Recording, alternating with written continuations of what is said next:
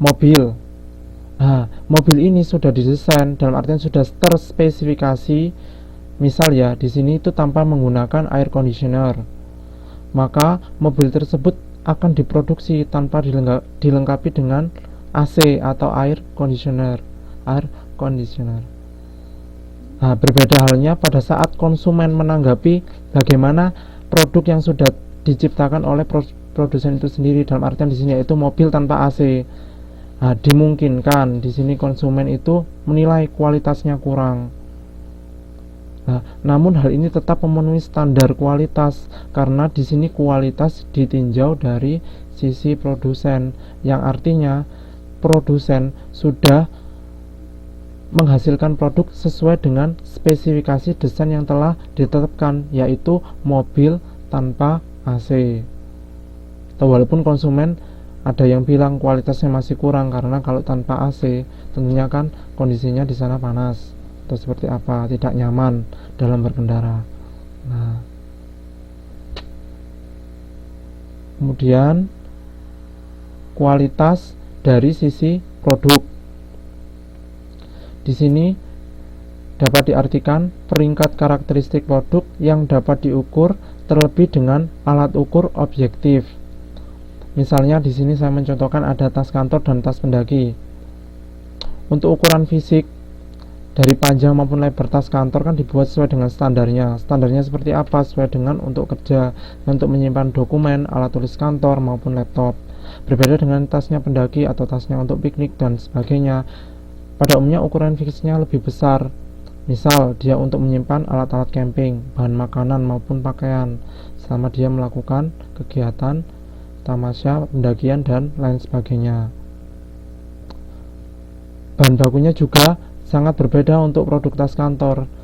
Nah, contohnya dia terbuat dari kulit, tas kulit. Sedangkan untuk tas pendaki pada umumnya dia tasnya yang kedap air. Nah, tentunya kan berbeda untuk ukuran fisik maupun untuk bahan baku. AC alami, angin masuk dari jendela. Iya, Pak. Lebih hemat, ramah lingkungan. Kemudian di sini ada pendekatan pengendalian kualitas. Ada 3 pendekatan pengendalian kualitas. Yang pertama yaitu pendekatan bahan baku.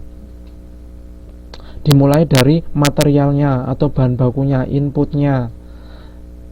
Manajemen bahan baku sangat menekankan bagaimana pengendalian kualitas bahan baku dalam rangka pengendalian kualitas produk perusahaan.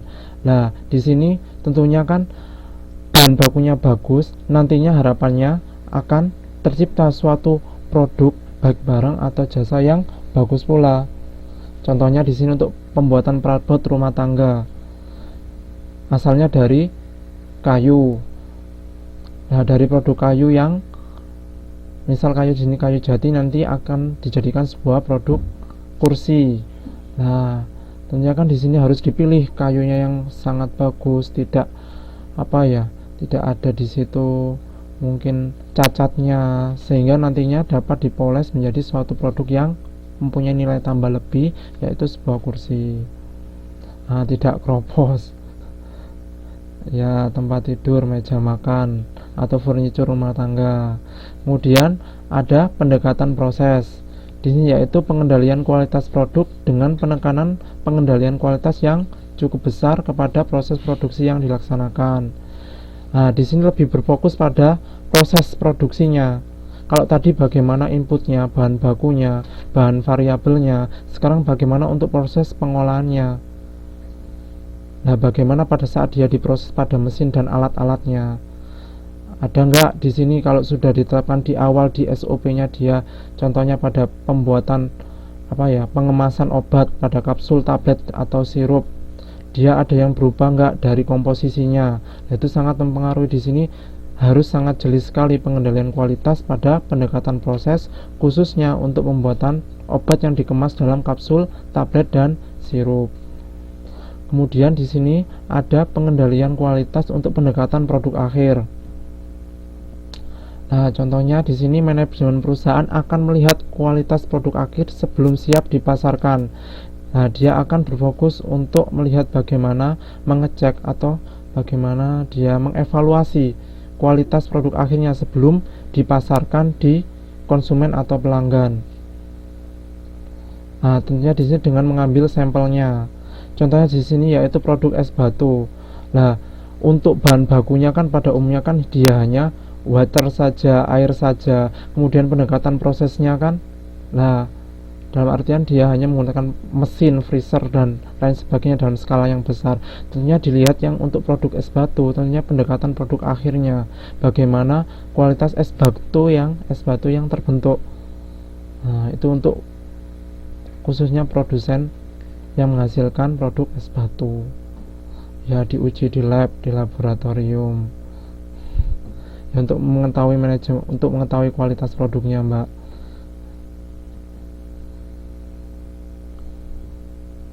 Nah, kemudian di sini lanjut untuk materi bagian kedua, untuk evolusi manajemen kualitas. Nah, di sini pada umumnya dulu kalau kita berbicara zaman dulu ya, tentunya kan kualitas kan tidak terlalu, dalam artian tidak terlalu banyak diperbincangkan dan dipertanyakan, karena memang pada umumnya produksi pada waktu-waktu tahun yang lampau atau tahun yang dulu masih belum sebesar tahun yang sekarang. Hal ini dimungkinkan karena pertambahan jumlah konsumen atau pelanggan yang semakin besar. Dalam artian di sini jumlah penduduk yang semakin besar. Nah, di sini juga kesadaran konsumen atau pelanggan itu kan otomatis kan juga mulai tinggi juga. Makanya di sini perusahaan perlu bagaimana menekankan kualitas yang tinggi untuk bisa layak atau worth it dikonsumsi oleh konsumen itu sendiri. Nah, untuk evolusi ini ada beberapa tahap. Ada 6 tahap. Itu yang pertama ada tahap operator, tahap supervisor, tahap inspektur, ada pengendalian kualitas statistikal, pengendalian kualitas total, dan manajemen kualitas total. Nah, untuk lebih jelasnya kita akan bahas satu persatu di sini. Untuk tahap operator, nah manajemen kualitas semuanya berada di tangan operator. Nah, bagaimana pembuatan produk itu? Tentunya di sini dimanajemen oleh seorang operator itu sendiri. Baik tinggi rendahnya hasil kualitas produksi bergantung bagaimana kinerja dari operator itu sendiri.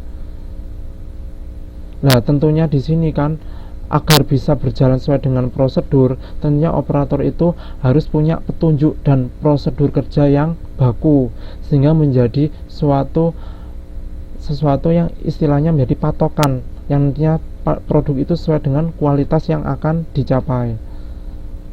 Nah, namun dengan seiring berjalannya waktu juga, perusahaan kan semakin lama kan harapannya semakin berkembang dan semakin besar. Tentunya di sini jumlah karyawan operator pun yang juga dibutuhkan dalam skala yang banyak. Dan ini mempunyai akibat atau mempunyai efek, tiap operator punya gaya kerjanya sendiri-sendiri. Biasanya sak karepe dhewe. Atau walaupun di situ ada suatu petunjuk dan prosedur kerja yang baku. Nah, untuk itu manajemen perusahaan di sini perlu mengupayakan suatu solusi, yaitu mendatangkan atau mengangkat suatu supervisor. Nah, ini masuk pada tahapan yang kedua di sini, yaitu tahapan supervisor. Nah, seorang supervisor itu sendiri di sini harus aktif memberikan petunjuk pelaksanaan proses dan sekaligus memberikan pengawasan pada proses produksi perusahaan. Dia harus bisa membimbing operator-operator yang menjadi bawahannya atau menjadi tanggung jawabnya. Nah, tentunya kan di sini tidaklah berubah drastis ya tanggung jawabnya dari yang awalnya operator kemudian ke supervisor. Tentunya di sini ada tahapan yang harus dijalankan, gitu loh. Jadi supervisor itu yang nantinya akan membimbing operator itu dalam mengendalikan suatu kualitas dari produk yang akan dihasilkan suatu perusahaan. Nah, manajemen kualitas di bawah supervisor dapat berjalan baik dibandingkan saat dipegang oleh operator, karena dia sudah punya istilahnya prosedur atau petunjuk yang benar-benar baku, yang di sini nantinya akan dipelajari lebih lanjut oleh seorang operator itu sendiri, yang nantinya dalam pelaksanaan lapangnya bisa sesuai dengan target yang dicapai.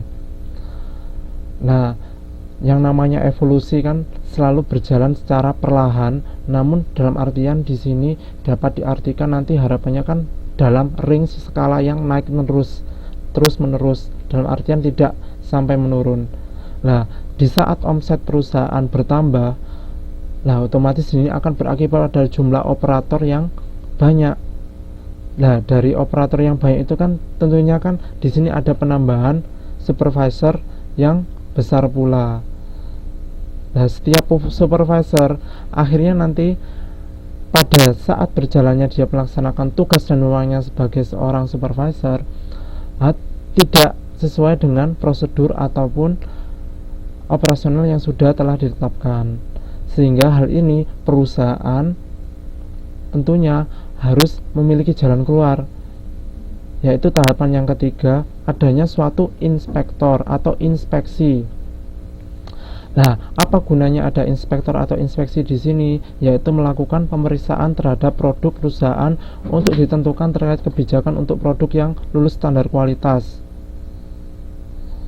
Dan pemeriksaannya sekarang tidak hanya di akhir produksi saja. Nah, kalau operator sama supervisor pada umumnya dia hanya mengecek pada produk akhir saja tanpa mengetahui bahan bakunya maupun pada proses produksinya. Lah, untuk tahap inspektor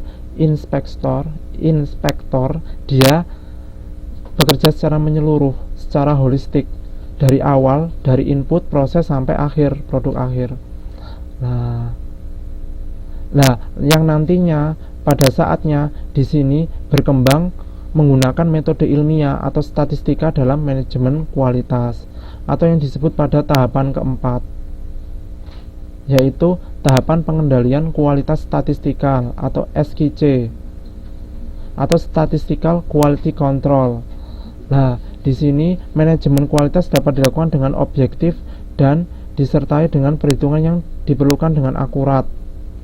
Mereka membuat peta kendali atau control chart untuk melihat penyimpangan yang terjadi. Fokus penggalian kualitas adalah produk atau hasil pada bagian produksi. Misalnya di sini untuk sepeda motor, fokus manajemennya yaitu bagaimana dia menciptakan kualitas sepeda motor sesuai dengan spesifikasi desainnya. Atau perusahaan minuman soda, dia berfokus pada kualitas minuman soda yang dihasilkan. Nah, ada kalanya sebuah perusahaan yang menjual produk berkualitas namun pelayanannya kurang memuaskan, dalam artian bagaimana dia bisa melayani konsumen atau pelanggan itu. Misal ada suatu keluhan dari konsumen atau pelanggan, nah ternyata dia masih kurang pada saat dia pada saat dia menggunakan tahapan keempat ini atau tahapan pengendalian kualitas statistikal. Oleh karena itu dia harus melanjutkan ke tahapan kelima. Nah, di sini ada tahap pengendalian kualitas total atau total quality control. Nah, di sini manajemen kualitas yang bekerja seluruh produk, tidak hanya bagian produksi saja. Namun di sini bagaimana dia bisa memberikan pelayanan yang optimal, pelayanan yang memuaskan konsumen, pembeli ataupun pelanggan perusahaan. Semisal ya, di sini ada produsen teh. Dia tidak hanya berpikir untuk memproduksi teh botol, teh kotak, bagaimana itu produksinya sesuai dengan kualitasnya saja, namun juga dia harus memperhatikan bagaimana pelayanan penjualannya, bagaimana kemasannya, sehingga nantinya konsumen itu atau pelanggan itu terpuaskan dengan produk teh yang dihasilkan oleh perusahaan tersebut. Nah, dalam akhirnya nanti pengendalian kualitas ini tidak hanya dipegang oleh ahli saja. Dimungkinkan hal ini dipegang hanya oleh misal untuk di sini untuk jabatan lab saja, atau dalam artian di sini untuk divisi penelitian dan pengembangan saja. Namun pada akhirnya hal ini harus diketahui oleh manajemen pabrik atau semua, baik dari manajer produksi, manajer pemasaran, ataupun manajer sumber daya manusia. Semuanya harus benar-benar bekerja satu dengan yang lainnya, yang nantinya didapatkan tahapan ke-6, yaitu kualitas total atau total quality manajemen